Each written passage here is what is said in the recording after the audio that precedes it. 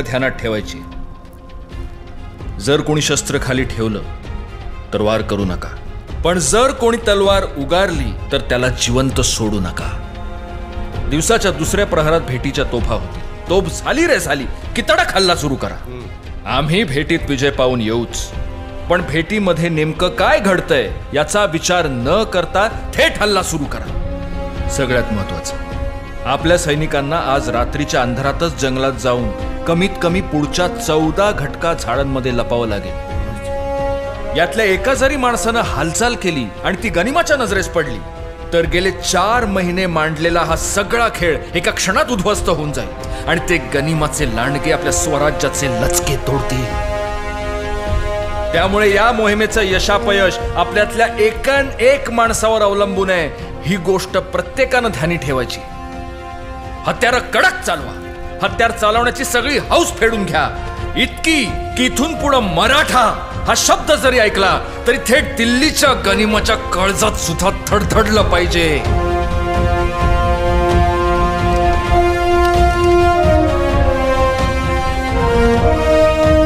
चला उद्याच्या विजयासाठी आई भवानीला कौल लावू. जय भवानी.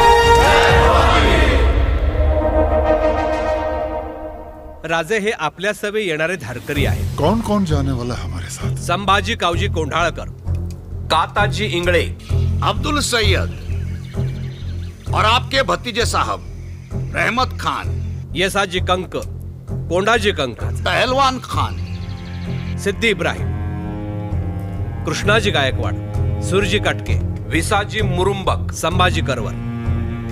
कृष्णाजी, आमची भवानी तलवार झुंजात तुम्ही तुमच्या सोबत ठेवा आणि गरज पडली तर आमच्या हाती आणून द्या. जिराज, हमारा शाही पटायत सैयद बंडा.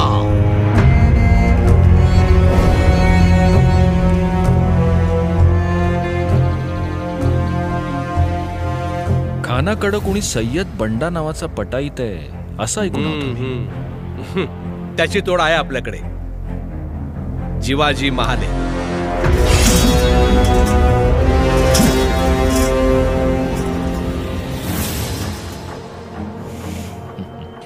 और इनके साथ रहेंगे हमारे 1500 बंदूकधारी हशम. हुजूर, आज सिवा बच नहीं सकता. खूब, बहुत खूब. अब कूच किया जाए. तुम्ही सगळे महाद्वाराशी थांबा, आम्ही आलोच. या काका.